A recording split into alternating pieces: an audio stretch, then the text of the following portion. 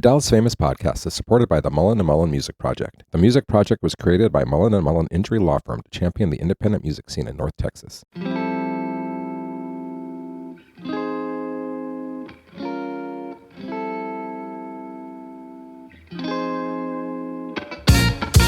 Andrew Sherman. I'm a Texas transplant who has always been in pursuit of art as a career. I've played in bands, pursued an acting career in Hollywood, but I found it behind the lens of a camera here in Dallas, Texas. I was born in New York, I've lived in Chicago, Los Angeles, Austin, but I love Dallas. There's a magical artistic scene in Dallas that mostly goes unnoticed to the outside world. This podcast is focused on what makes it so special and the people who make it thrive artistically. If you don't live here, and even if you do, you might not have heard of them. This is the Dallas Famous Podcast. There's a place that I like to go where the sun sets fast and the night moves slow. A frame of mind and a frequency where the rhythm of life flows naturally. This week on the Dallas Famous Podcast, it's Jon Berman, also known as Jon 22. At age 59, Jon landed his first record deal, proving it's never too late to chase a dream. Recorded at Pleasantry Lane Studios with an all-star Dallas lineup, Muse is a passion project that is becoming much more than that. In this episode, we get to know Jon, his journey from teenage music dreams to making an album on his own terms as an adult. We also talk about the Dallas music scene, his friendship with Tim DeLaughter, and the inspiration behind Muse. Whether you're an artist, a fan, or just love a great story, this is a conversation for you. Here it is. We are back with the Dallas Famous Podcast. I'm sitting in Salim Nurallah's Pleasantry Lane Studios with Jon Berman, also known as Jon 22. Hello. Hi. So Jon 22, let's start with that. Where does that come from? It confuses me, the name, a little bit. It's kind of like a lucky number that my brother had, and my best friend, one of my best friends, it's a number that we carried around for a while. We all kind of disagree on how the number started. So when I put my first song on Spotify, I went with, my name's spelled Jon, and I used CD Baby, and I put it up, and they actually got an email, like, there's a lot of Jons, you might want to change it. I'm like, I'll just go with Jon 22, my favorite number. And that was it, and then that became the name. Funny thing is, Scott, my brother, I don't know, I've been bouncing music off of him at that time for like a year. I had a whole album up on Spotify, the first one that hopefully no one will listen to. And he goes, well, when are you going to get a name? And I said, well, that is the name, Scott. He goes, oh, it kind of sounds like a username. So it just kind of stuck. I couldn't think of anything else. You know, I'd look at street signs like, you know, Windy Gap or this or that. I'm like, God, that sounds so lame. So it's hard it's something that I became aware of in the last few years, how difficult it is for, everybody's name is taken. Every band name, it seems like, or lots of good ones are taken, so you get one, you stick with it, right? Yeah, that's it. So far, so good on Jon 22. Cool. All right, so let's go back to the beginning. You're from Dallas, is that right? Yeah, I was born in Oak Cliff, actually, one of the few people in Methodist Hospital down there. Yeah. Grew up in Oak Cliff and then moved to Duncanville. I was listening to your podcast with Tim DeLaughter, and he was talking about Duncanville. Yeah. We kind of ended up there at the same time. Right. Grew up together. He became best friends with my brother, Scott. And, I graduated high school there and then kind of went off into the world from there. I maybe it's bearing the lead, but I feel like I should say this at the top. One of the coolest things about your story is you just got your first record deal at 59. Right. Like, who does that? Nobody apparently in the right mind. Yeah, no, I don't even mean that. Why are you trying? I mean, that's admirable. I'm just saying that's amazing and crazy that a record label gave an older dude in music a chance. That's pretty cool. Yeah, maybe they didn't know how old I was. I don't know. You want to hear kind of how that thing, I'll just jump right in. So right here in the studio in 2018, which I can't believe was, coming up on 7 years ago, I've loved to sing since I was a kid. Love singing. I just love singing. When people would have kind of their rock and roll fantasies, my fantasies would revolve around me killing it at karaoke. Literally, I would tell my wife, in my mind, when I'm having this fantasy, it's never about me being on a stage at a concert. It's about me being down in Deep Ellum, but everyone's like listening, actually. And they're like, yeah, that was my rock and roll fantasy. Yeah. Later, as I learned how to change keys and things like that, I'm like, it's way harder to do karaoke than it is to sing in a band. Yeah. I stopped. I used to pursue music and I stopped doing karaoke early on. Even since I've been singing quote unquote professionally, I'll try to do karaoke and I'm like, oh shit, I'm out of my, you'll start a song and realize, oh, I can't hit any of these notes that I could in my car. Yeah, I feel like it's its own skill set, karaoke. Yeah, so anyway, enough about that. So I in 2018, my wife, her name's Princess, that's her real name. We've been married now we met in 2012, which is kind of why we're here at Salim's studio. I'm going to digress each part of the way. Salim, I met in 2005. I didn't know he was from Dallas. I was listening to Pandora, a Wilco station with Pandora, and it popped on a Salim song from his first album. I'm like, man, I love that song. I'm going to email this dude. I didn't know he lived a few blocks away, right? And he emailed me back, and I was like, wow, what a nice guy. And I started going to his shows. I met my wife, and we would go see Salim play, and we kind of fell in love to his albums, like Hit Parade, like Warriors of Love. Like we literally love Salim's music. Oh yeah, we're in his house right now, right? Yeah. So we become great friends. And anyway, so it was our anniversary in 2018. We'd been married for 6 years. I wanted to do something special. Well, I'm always playing guitar at home, not really writing any songs, but just covering whatever song that I would like, from Marvin Gaye to Bee Gees, whatever. So I have like 10 of these songs that she really loves, you know. Frankly, she'd be taking a bath and I'd bring in my guitar and sing and she'd love it. Built to Spill, whatever. I'm like, I'm going to surprise her and make an album. So I come in this very studio and I was so nervous. But what ended up coming out of it is I'm like, I am having so much fun. I didn't realize how fun it was for me. In fact, I didn't really realize till years later, like right around now, that this is sort of my thing that makes me the happiest. But in that session, I wrote a couple of songs. I'm like, these are pretty good. Well, it happens to be that I have all these great friends. You know, speaking of Tim DeLaughter, I actually called him and go, how do I do this? What happens? He's like, well, you're going to do a scratch vocal. I'm like, what is that? Like, he just explained everything to me. And my kids, so I'd stopped, or regress again. When I was probably 7, I was a pretty good guitar player. My mother was a very good guitarist. She would sing to us and play guitar, and I loved singing. So it was natural that I would play. But I had a rough relationship with my dad. Like, I'm close with my dad now, but it was not good. It was an abusive, physically abusive relationship. Not good. That's a depressing subject, so I'm going to move on from it. It's part of the story. I remember playing scales in the bedroom and my dad yelling at me, making it so uncomfortable that I was crying. And obviously that's not how you encourage a kid to blossom. And I dropped the guitar and didn't touch it again until I was like 40. Wow. And to me, and so my kids, I have 2 daughters. So my youngest kid, Julia, first one, Julia Ava Bamey, she has a radio show. She's in a band called Starfruit. If you ever get a chance to check it out. Starfruit. Yeah, that's my daughter. Cool. Okay. Well, when she was growing up, I'm like, I'm going to do the total opposite. You know, I didn't want to listen to Barney, so I would make up. Julia Ava loved superheroes, so I would make up stories like Ruby Tuesday is this superhero and whatever it took not to listen to Barney, right? And she got fond of music, and I got her into Mark Solomon's Sounds, right? Which she blossomed. She ended up going to Booker T, and she's graduated in music production. She's a full-time musician, right? I ended up making friends with the people that taught her, Christopher Holt, who's now one of the lead guitarists for the Eagles. That's crazy. Trey, who was in Sorta with him and passed away, unfortunately. Yeah. Who started State Fair Records. State Fair, right. Yeah.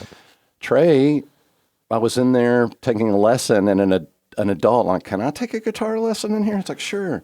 He was the first one to say, you've got a beautiful voice. Like, it just all kind of started tying together, but I set it aside. How did we get here? Well, I come into the studio, and of course I know Chris Holt really well because he taught Julia and my youngest daughter, Hannah, who's also an incredible singer. Like, it makes sense because my mother was a musician. Her mother was a musician. I was a musician but didn't know it because it was kind of beaten out of me. Sure. And but I came back to it. So anyway, to the happy part of the story, I'm in the studio and I'm like, hey, Chris, will you, by the way, one of the most talented musicians I've ever met. He can play any song that you can think of. And, lately he's been doing Farm Aid with Bob Dylan. And I mean, it's incredible, right? Yeah. Don Henley, he's in the Eagles, for God's sake, right? But just, he's my friend, right? I'm like, hey, will you play on this first album? Well, the 2 original songs that I did, Chris did the piano, and they were cool songs, but I didn't know how to produce it. I was just happy that I got through it and I had something that I could play. A few years go by, and I'd been started to kind of write songs, but there were nothing that I was going to do anything with. They were like little voice memos, and they were mostly hooks. This new album, Muse, on all platforms, JON22 Muse, for anybody listening. These songs I would come in and produce, not in mind of I'm going to make an album, I'm going to get signed to a record deal, nothing like that. It was fun. So I'd make one about a month. And after a while I had 10. I'm like, man, this is kind of an album. I would put them up on Spotify, but just so I could say, hey, check out my song. And I wasn't planning on doing anything with it. But I had all these great musicians on my album.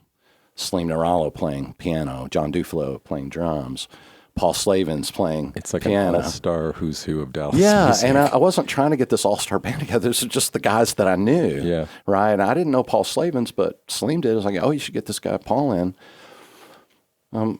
They're just the most wonderful, nice, laid-back guys, Yeah, right? absolutely. Wonderful people. Like, and they're my best friends now. Yeah. But at any rate, I did write the music. Sometimes when I listen to them, I'm like, man, you wrote that. I'm like, no, you didn't. I'm like, yeah, you did, right? And Right. became this album, and it's got my wife's picture on the cover. Well, all this was really born out of my wife saying, you're a good singer. You should sing more. I didn't get that at home when I was little. My mom was sweet, but I didn't have much confidence. I was pretty confident in karaoke, and that's about as far, but it turned into something else. And really just recently, I mean, it's probably hard for any artist to say this is good, but especially for me because, like, I'm not a real musician. John and I joke around. I'm like, well, yeah, you are. I mean, you're making an album. Yeah. You are a real musician, but you don't feel like one. And maybe all musicians feel like that, especially me just because I started so late. Yeah. It's pretty amazing because I don't think I understood. Like, people come to me, or I guess it was actually your publicist came to me, and it's like I have to research, and I'm like, okay. At first, I was like, this is another Dallas guy that's been doing this for decades, and I missed out somehow, and now I'm just catching it. But then you weren't doing it for decades. It's kind of mind blowing in a way that you just kind of came to this just sort of the way you did.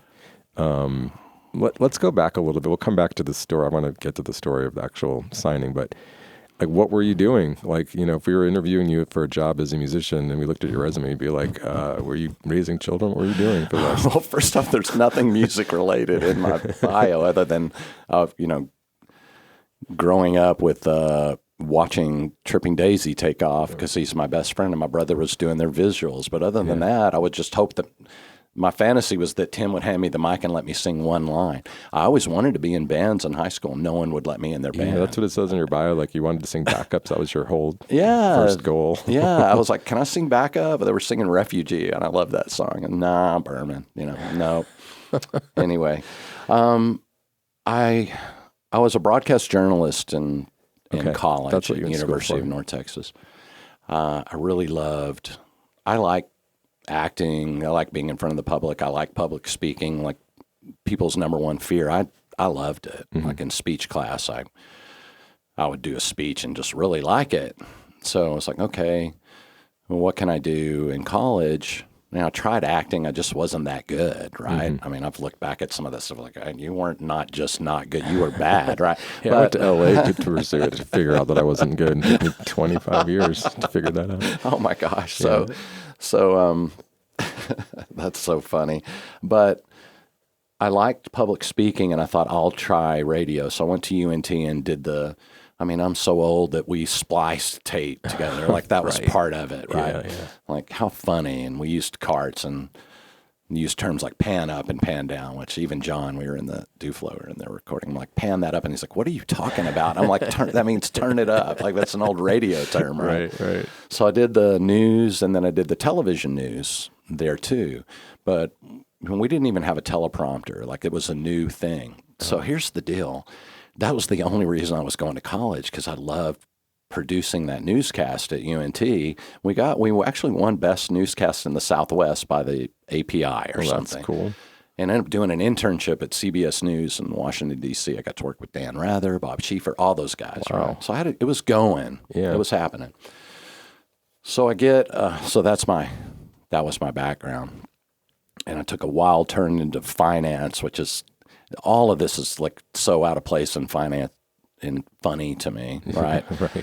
So I'm like a Doc Martin guy. I mean, I grew up here in Dallas, and Tim and I went to Start Club together, like for the first time. Like, I'm a Deep Ellum, like, dancer. Like, I was on the dean's list at the same time, so it wasn't like I was a total loser, but Sure. But this is just my quirky personality, right? And love the Smiths, and we can go on and on about all that. Yeah. This is what makes this next part of the story so weird. So I get fired from my job waiting tables at the Hard Rock, and my brother worked there, Tim worked. We all worked at the Hard Rock, and no, it wasn't the Hard Rock. It was Fousey, another restaurant. So I'm qualified to do two or three things. One of them is wait tables. Like, you could literally drop me off, and I could make at least some money waiting tables. But I got fired, and I was 27, because in college I would start with 12 hours and end up with like 3 because I was working all the time. So here I'm 27, and I'm still only one semester shy of graduating. I should go back and finish. But I got fired, and I'm like, man, I cannot be like an assistant waiter again. You know, when a waiter comes and they take your order, but there's someone standing behind them and they're training them. Well, that's called shadowing. Yeah. I'm like, I can't do it again. So I had this manager at the Hard Rock who worked for this oil and gas investment company. He's like, you'd be really good at this. Well, the part I didn't tell you, I mentioned that my mother was into music, but my dad was one of the best salesmen ever. He sold door-to-door encyclopedias. Like, he was from Philadelphia, and they would drop him off in Montgomery, Alabama, and he'd just start knocking on doors. So I had that natural ability of sales. He said, man, you'd be really good at selling investments. And I'm like, well, and I'm about to graduate from college to do broadcast journalism, and I'd already worked at CBS News, so that was happening, right? I'm like, well, I'll take this summer job, and I was really good at it. And I wasn't like the other guys. I literally wore Doc Martens to work, and they looked like J.R. Ewing. They had like mullets. Like, I was so unlike those guys, but I was really good at sales. So, one more year. Well, I'll do it one more year, and then I had my oldest, Julia. And then you got a mortgage, and I got like a BMW now. And it's like, and then journalism paid less than I got paid waiting tables at Houston's restaurant. Oh, right? wow. So you're trapped. Yeah. I'm not complaining or whining about it, but yeah, it's not 30 years later, that's like there's nothing. I'm really good at it too, and I'm experienced. It's nothing I want to talk about. It just doesn't define me. It just pays the bills, even though I'm good at it. It's not. Yeah. It's not fun. It's not exciting. It sounds like I'm whining about doing well financially, but it's not. It never fed my soul or anything. Sure. I didn't know what did, other than like being a good dad or playing golf or singing karaoke. Right. And then I tripped and fell into this, and it's been an existential thing going on at my age, because like, why am I doing this first? And then, is it good? Am I too old? Like, you're facing all these things that you don't think about if you're just at your job and playing golf on the weekends. Yeah. Well, again, it's like I know you're kidding, like maybe the record label didn't know how old you were, but they didn't sign a paper without meeting you. I mean. Well, here's how that happened. So I keep like, sorry, Tim, if you're listening to this, you probably won't, but it's been on, maybe he will. But at any rate, Tim's like my older brother in music. Like, I'm the kid that's like tugging at the sleeve, like, listen to this. And he's kind of like, oh man, really? Like, it makes it sound like he's not encouraging, but he kind of wasn't. You know what I mean? Well, I get so it. it's like, he's like, oh God, really? And so it's kind of a joke. Like, he'd go, and Tim and I have been friends since we were little kids. We worked at gas stations together. Like, we go way back. But I want him to hear my music, and I literally would have to sit him down. So it's starting to get better. The music are more complete, and he'd be like, "Oh, that is good." So you want to hear the story about how I got signed? Because it has to do with Tim. So the new album, Salvage Enterprise, which is a brilliant album, like it is so next level. And Scott, my brother, is who did the visuals for Tripping Daisy since day one, and the visuals for Polyphonic. It's Natural, and Scott had this idea to do this planetarium show, and it's really taken off. It's in South by Southwest. Right, that's huge. It's going to the Omni Theater in Fort Worth. It's going to be their featured film. So, obviously I'm proud of my brother. I could spend 10 minutes talking about it. But anyway, so Tim and I love going and playing blackjack. Like we've been doing it since we were, the first time we went to the Golden Nugget. By the way, the album Bill, the first album. That Tripping Daisy did. If you look in the liner notes, it says, because I took us to Vegas, we had $1,500 to last all week, and we had spent it in 3 hours. And there's a whole story about that, because I had to call my wife at that point and say, "Can you send us some money?" Like that's how young and broke we were. We were buying 25-cent cheeseburgers. But I ended up kind of bailing him out of that trip, and I said, "If I spend this money, you got to put me in the liner notes." So if you look in the liner notes, it says, "Thanks, Jon Berman. Stay on black and screw the nugget." For anybody that's got the album Bill, open that up, and that's me. That's cool. Me in there. So anyway, flash forward decades later, I get to hear Salvage Enterprise when we're going to Choctaw. He goes, "Oh, no, on the way back," he's like, "I want you to hear this whole thing." And so it was 45 minutes. It's amazing. Right? Yeah. And so I'm like, I'm finished with my album. I want him to hear it, but there's no way I'll get him to. And I tricked him. I said, "You want to drive back?" He's like, "Sure." And I'm like, "Oh, I got him now, because it's a 45-minute drive. My album's 50 minutes. I can get almost through the whole thing." And he can't look at his phone. He can't do anything. He's going to have to listen. I said, "Listen, I listened to your album. You're going to listen to my album." By the way, I couldn't say that to anybody but him, my brother, my wife, but I can say it to him, right? So I don't talk to, by the way, put on the record, I don't speak like that, but I said it to him because he's my buddy, right? Yeah. You're like, "Okay." So we listened to it, and he's like, And by the end, he's like, I really like this. Like, this is really good. And it meant a lot to me.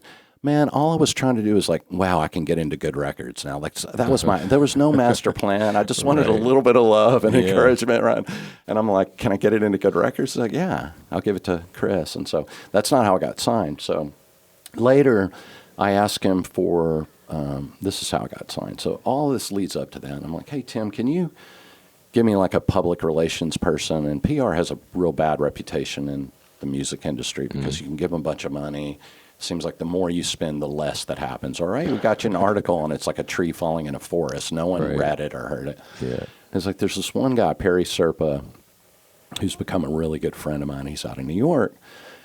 And I'm like, well, I need this. I just don't want somebody to promote my album. I at least want them to listen to it. They don't have to like it. I just want them to listen to it. And I can tell the difference because you only have to ask a couple of questions to see if someone really listened to it. Right. Perry listened to it and goes, "Before I engage you, I listen to the album. I really like it." He doesn't know me, how old I am, that I'm, as you know, because you talk about Dallas music, it's a big city. It's a small community. Everybody knows what everybody's doing. Right? We're all friends. Yeah.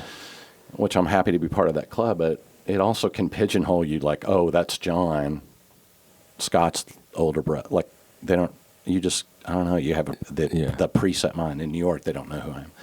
He's like, so Perry says, "I think I can get you signed. Let me shop this around before you pay me anything to engage me." And I'm like, "Well, that's nice." And he said, getting signed means something totally today different than it did in the 90s, right? Like there's no big, "Here's your $100,000. Right. Come on out to LA." It's more about getting into these subcultures, right? Of like-minded music. No one really knows what's happening with music right now, but at least that's my take on it. Yeah. I mean, does it help you with like promotion or like what's the advantage? I mean, it's cool to say, and I know it must be something to it, but like what? I haven't quite figured that out yet. You signed in November, right? What I know is that while I'm on the phone, Greg, this sounds like a fake name, but Greg Vegas is the head of this label. It's his label. That's awesome. And when I got on the label, I listened to the rest of the music and I loved it. So I could tell it was thought out. It's not like get stuck on a playlist where you make no sense within that playlist. Sure. Like, it's well thought out, and he really loved my music. First off, it was just nice the two people that don't know me really like the music just for the music. It had nothing to do with my story, how old I was. Like, it was the music, right? And that felt good, right? But I got to tell you, when I was in the call with Greg, and I wanted to get signed so bad, and my wife's in the kitchen, I'm making the call. I mean, this is like a 59-year-old guy, and I felt like I was 22, right? And I'm talking to him and looking at her like, I'm in sales. I'm like, I haven't heard, I don't know who's buying here, right? But there hasn't been a year signed, right? I kept waiting. He never really said it, but he said, okay, I'll send the contracts over. And I'm like jumping up and down like I just won American Idol, right? I mean, it's not like there's no money change. Nothing huge is happening other than it was exciting for me. I would say that if nothing ever happened past that, that was cool. Like, it felt good. Right. And not in respect to what does it mean in the larger picture of my life or anything. That's cool. That's cool. Yeah, because especially like you said, like, this guy seems to know his stuff. He likes good music, so it's... Yeah, he's the head of... he works for Downtown Music, which is like a big indie company. They own a lot of different things, but he has his own label, and he's well thought of, and it's... I found out later from Perry, it's really difficult to get on his label. And that just felt good for whatever it is. Where it's going, what it does, I don't know. Well, I mean, maybe a good question is what, you set out to do. I mean, it's so crazy. I'm still haven't really wrapped my head around your whole story. Me neither. Yeah, I bet. But like, now that you have this momentum and you have some backing, not financial, but like a label, like what are your plans now? What are you going to do with this? Yeah, good question. So I didn't really know. I love recording. Still, my favorite thing to do is after I've written and recorded it, sitting down with Duflo, and we sit there and kind of construct the song. He said, we're not producing, we're kind of constructing it, so I'm learning the language. But anyway, I like playing live a lot. So my very first gig was with my hero, Salim Nirala. He let me open for him at this small gig, right? And I was so nervous. Burn all the tapes. Like, I recorded and everything. It's so horrible. I was so nervous. My voice was shaking. Like, it was horrible.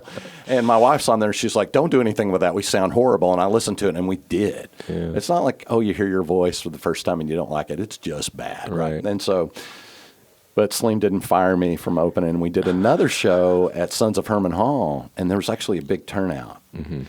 And we kind of killed it. Yeah. And I don't know how it happened. Well, first off, I didn't have a band. It's one thing to get all these all-stars to come in and play on your... It's another thing to get them to come out. Like, they've all got gigs and bands and jobs. Yeah. Like, they're busy. Yeah. And to get all five of them together at the same time, and Salim and Duflo said, man, you need to get a band. Well, it's one thing to get a band when you're 20 and everybody plays bass, right? And it's like, hey, I play bass, or I play this. Yeah, let's meet in the garage. It's another thing to find adults that all have jobs, or if they're in bands, dude, I'm busy, right? And so Salim introduces me to a session player, Jeremy Green, and I'm like, he likes my music, but these session guys, you do pay them, not because they wouldn't play for free, because they can't afford to play for free. This is their job. Totally. Like, it's their job. Like, if they're not, even if they love your music, which the guys in my band do, we're a cohesive band now, they're literally, if they're at your gig, they're not playing a church gig or wherever they play, and they literally cannot pay their bills. So there's a challenge there to build that band. It costs money too, you know what I mean? But that's not that big a deal. I found a way. You said, what am I doing with it? Well, because I'm in sales, I've owned several companies, which I don't want to get into. This is massively boring, and I don't want to talk about it, but I'm a adept at starting companies. And I realized, like, I started hustling my album, like trying to get it in here and get a gig and all this. And at first I was like, why are you doing this? And later I just finally realized, well, it's just your nature. It's like, just let it go, dude. You like singing, and you also like hustling. It would be unnatural for you not to try to promote it. I've done pretty good at it. I played in a gig in New York, the IPO festival with David Bash, his thing. I got invited to play in Liverpool, but couldn't afford to go. I did Sons of Herman Hall and opened for my hero, Salim Nirala. So you haven't played a ton of gigs yet, even? Probably 6 gigs. Wow. And then I just got a kind of a residency at Westlake Brewery. Okay. So I could just play more, because at the end of the day, still love singing. Yeah. Like I just love to sing. When I was a kid, I would listen to Casey Kasem Top 40 and just walk around singing, and it felt so good to sing, and it still feels that way. Right. I learned to play guitar just so I could sing. Yeah. And same so, with me, actually. yeah, and I didn't know I was a good songwriter, and I'm okay actually to say out loud that I feel like I'm a very good songwriter because enough people have told me that don't know me. Like at first I was like, well, they're my friends, or they're saying that. Yeah, like you sent me a bunch of stuff, and I mean, obviously, I get a lot of people sending me stuff. I really like it's not something I would write, but it just feels like natural to me. Like it's very. I mean, it's pretty spacious, but I feel like that's the Salim influence in the music and the production. But what's interesting is I've heard so many Salim produced things, and it doesn't sound like anything else that he's done. Well, that's interesting because Salim will be the first one to tell you, he goes, I didn't produce your album. Okay. The first one he did. The second one, I just had kind of listened to David Bowie talk a lot. And by the way, I get told a lot that I sound like David Bowie. Yeah. It's only because I have a lot of vibrato. Yeah, it's definitely there for me. People, please understand that I'm not comparing myself to David Bowie. I mean, it's not a video podcast, but he does have a lightning bolt makeup thing on his face right now. Okay, go ahead. Yeah, I do. I wear that every day. Thanks. But I'd heard him talking about just kind of like do your thing. And then I heard Rick Rubin, say, if you want to go to a bad movie, go to a movie where people are trying to make a movie that they think people will like. And I just kind of bought into that. And I'm like, I'm just going to make it sound like whatever sounds good with and I did that. And actually that whole album I produced, it doesn't sound anything like Salim because we're totally opposite. By the way, there's not a bigger fan of Salim Norella's music than Jon Berman, except Liz Berry, if you're listening. Oh, yeah, Liz. Hello, Liz. Yeah, Liz is a bigger fan than me. But he's like dry, and I'm wet, meaning I like a ton of reverb. I want it to sound like what I like, which is Dark Side of the Moon, Abbey Road. I like a full production so much so that I have to be pushed off it. That's why it doesn't, it's truly, I'm proud to say that I really did produce the album. Yeah, it's interesting because, the one way I could describe it is it sounds like it's produced. It's heavily produced and it sounds unproduced together. I don't know how to explain it. There's it's not like your standard rock song where there's sustained instruments going through the song. There's a lot of in and out, peaks and valleys, a lot of doubling of vocals. It's, why don't we listen to one right now?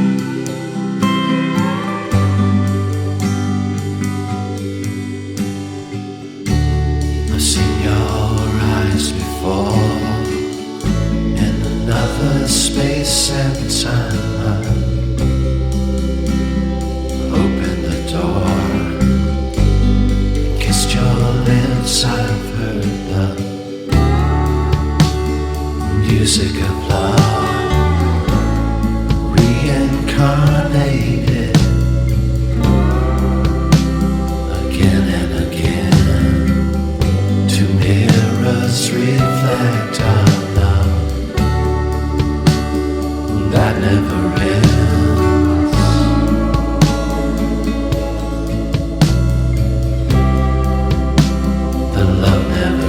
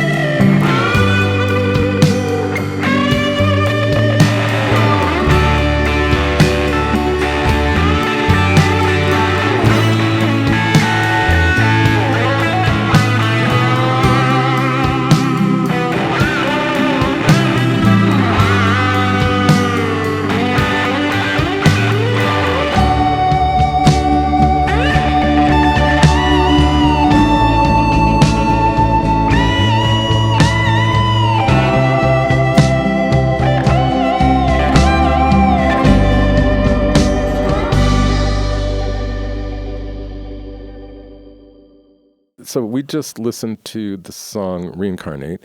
Why don't we talk a little bit about, originally you started doing this project for your wife as kind of as a love letter, so to speak. Yeah, her anniversary present. Yeah. Yeah. And so then you were saying you were doing a lot of songs about love, and then how did that start and how did that transform? So how I'd write songs is just, I learned to play guitar saying, oh, I like this song, and I'd look up the tab on an app, and that's how I learned all my chords. And then I would just find myself writing sort of these hooks, and they sounded good, and I'd do a voice memo or like a little 8-second song or something, and I'd catalog them out. But most of the time, if I heard a good melody, and Paul McCartney's hero song for me is Silly Love Songs, because that's me, because everyone's like, can you write something besides a love song about Princess? And I'm like, well, dude, that's just what comes to mind. Like when I'm feeling like that, I'm in love. I'm still so in love with my wife. That's almost every song was about her. And I was like, well, maybe that's okay. And actually hearing back Silly Love Songs, where it's like, people say the world's got enough silly love songs, but he's almost flipping the bird to everybody saying, here's another one. I love you. I love you. It's the silliest song ever. So I got okay with it. Recently, though, I've been able to venture out. I wrote a song about my daughter called Star, which is like a big audience favorite. Everyone cries, and she comes up and sings with me. And, I've written some songs about other subjects. I wrote a song about my mother passing away, which will be on the next album, when she passed away, where I sat down instead of a melody first, where I'd have an idea and then match it up with it, and then go till I got a melody that felt like the idea. But most of the time it was just good chord progressions that give you that feeling that you feel when you like a song, and then I'd write around that. So in your process, especially recording, so you're bringing these. First of all, you're writing the songs on guitar, is that right? Mm-hmm. And then you're bringing them in, but you're not really playing guitar as much as you're just using it to show people. Yeah. So how I wrote the first songs was when I first came in on this album without me. By the way, it was just to come in to record a song. I had no plans of making an album or getting signed or anything on this album. But the first one I brought in was called Home Is Us. And it was a hook that I wrote, and I showed him to my wife. I'm like, I'm going to go into the studio. I want to flesh these out. Listen to these voice memos. She's like, oh, that one's a hit, or that's great. So the second album on the album was the first song that I did in here called Home Is Us, and it was 8 seconds. I came with John Dufalo and Sleeman. We walked out. It was the quickest song in, 4 hours, and we had a whole song, and it was a freaking blast. I was like, wow. But later on, I got more proficient at writing in the whole song, but it started that way with these voice memos that we would flesh out in here. Right. I was still writing the songs, right, or hearing things. But as there's 10 songs on the album, probably by the fourth album, I was completely writing, because I kind of figured out how it worked. Like, I didn't know you go A, B, C, A, B. I still don't know what that means. But now I know what a chorus is. I still don't even really know what a pre-chorus is. I asked John that the other day. So it's really based, your lyrics is your foundation of how you're structuring your songs? It would be a melody. Then I would, lyrics, surprisingly, are really easy for me to write. They're not hard at all. It's coming up with that, okay, I've got a catchy something, now it needs a chorus, and waiting for that to come to me. And when I'm kind of jamming, a lot of stuff will come to me. And right now I've got stuff coming out my ears. I'm back in recording already, because I've got a whole nother album ready. But now I know how to write That's cool. song. The lyrics are they're fun to write, but they just come out. They're so effortless. This is not something you experience, but for me, when I was, in my 20s, writing and trying to be pursuing music, and a lot of I think happens to a lot of people, it's at a certain point, what am I writing about? I'm not experiencing things that most people are experiencing. I mean, some things, but most of my life is pursuing music and chasing music and and it's I started running out of ideas of unique and original things. And then luckily for me, I found another, passion. But I actually called Salim about this. I was like, man, I'm kind of nervous. Nothing else is happening in my life. It sounds like I'm a hopeless romantic, but I am. I'm pretty much what am I supposed to talk about? I went to do my laundry. I'm really in love with my wife, and whenever I hear a beautiful melody, I think of her. I'm stuck. What do I write about? He goes, don't worry about it. It'll come to you. And then things started arising, or thinking about the song La Ville Durand.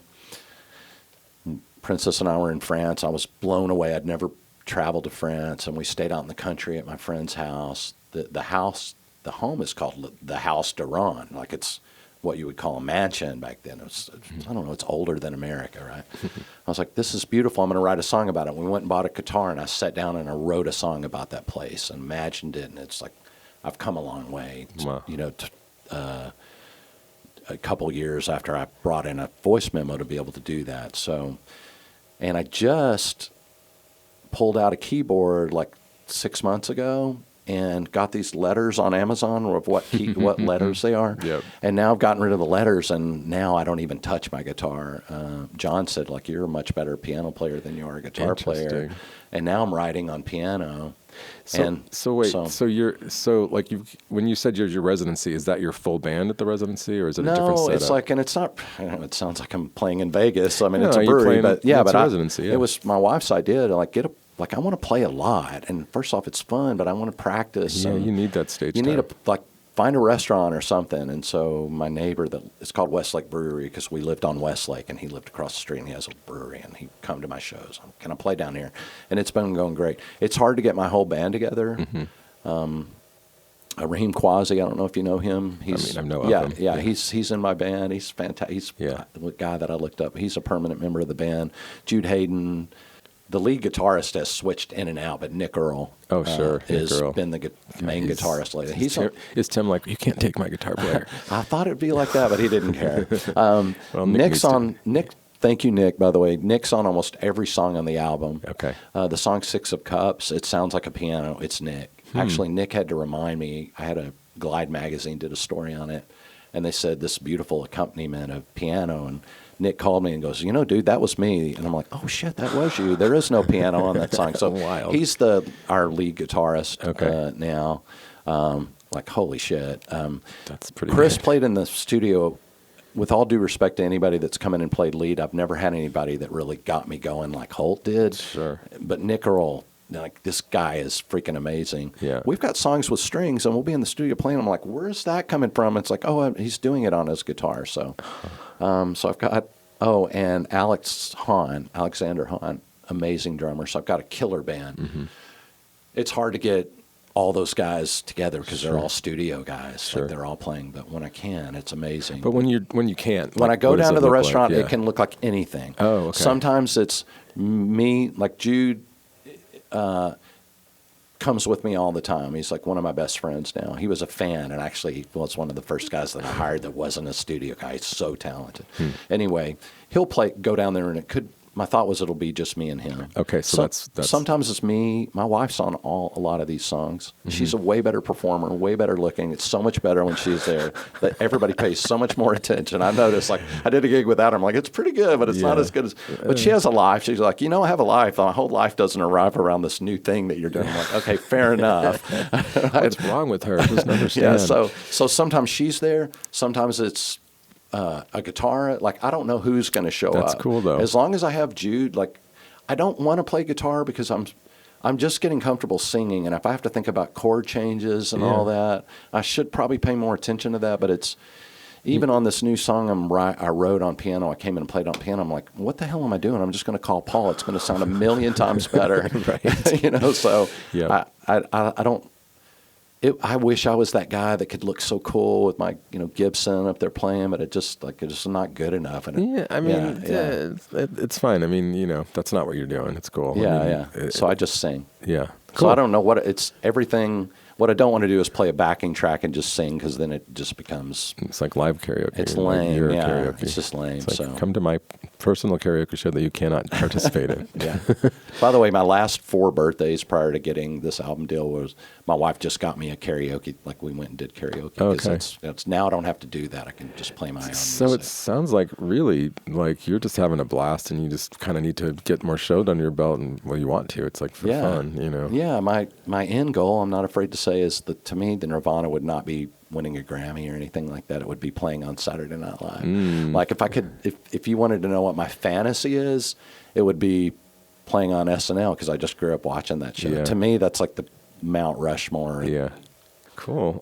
Okay. So you're going to be doing this, is it weekly, the residency? So monthly?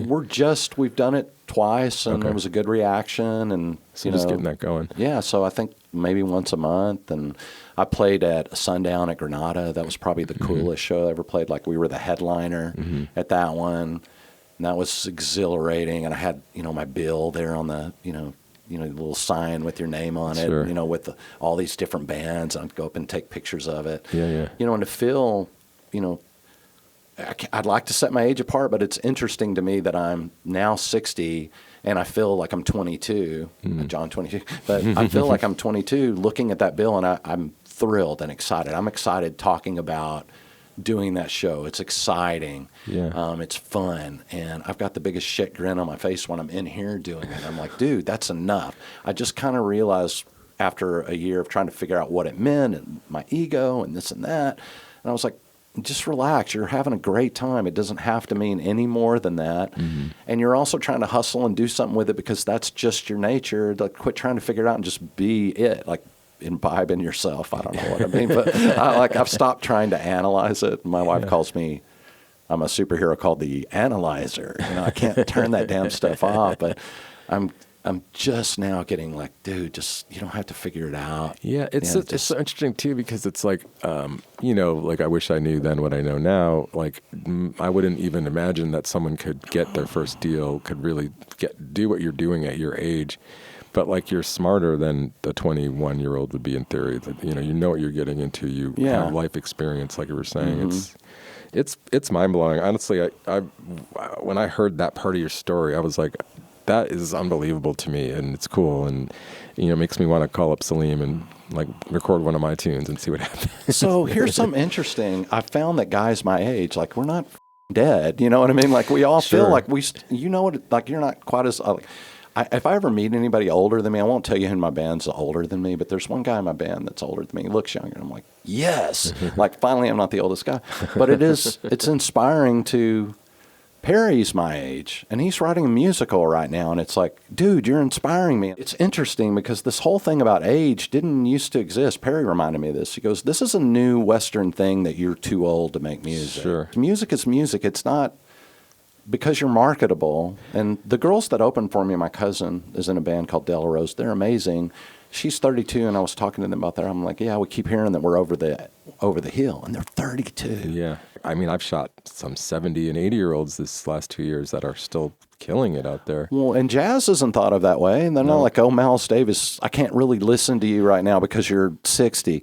But in pop music and all that, it's like, I don't know. It really shouldn't be unusual that it is, but I'm celebrating it. Like, hell yeah, let's go, guys. Like, well, I think what it is more is like, if there's an older artist that's being like given attention to, it's because they earned this years of it leading up to that or something. And so again, it's cool. I don't know what your journey is going to look like going from here, but I mean, I dig it. I'm into it. I'm glad that you're doing it, and it's just cool. Like, it's inspirational for a lot of people, I would think. Oh, well, thank you. Yeah, I'm having the time. I'm just so freaking happy about it. Mm-hmm. Like, I think you can see it in my face. Maybe you can hear it in my voice. Oh, yeah. And all the texts. Most guests are like, I'm going to be on the show, and then I don't even hear from them, and then I don't hear from them after. And me and you, like, we're like old friends now. We're texting so much. I'm like, John, you're kind of doing the podcast over text. Let this guy get to work. And speaking of, you did mention in one text that you owned a art gallery. Is that right? Yeah.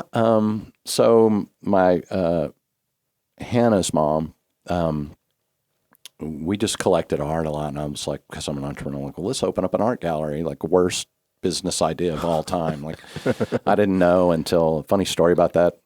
I was like knee deep in debt in this gallery, and it was down on Mockingbird and Central.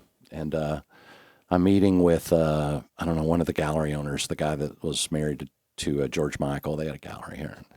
And I'm talking to him at a party, and it's like, oh, none of us make money. Because I was saying, no, I'm struggling to break even, and go, oh, none of us make money. I'm like, oh, shit. Like, oh my gosh. So, yeah, I've done some crazy, I've owned a restaurant, I've done all kinds of stuff. So it's not unusual or weird to me that I've tried something new. I mean, maybe that entrepreneurial spirit said, well, let's just go for it. Why not? Yeah.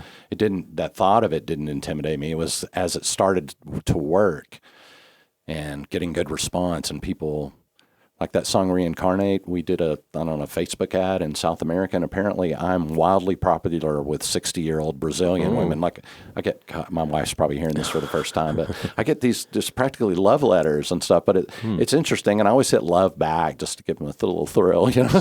But it's just like, it's cool. Yeah. You know what I mean? Like somebody likes my music, and it's just, that's been the part that's been weird, not the fact that I came in and made an album, that it's just been received really well. Yeah.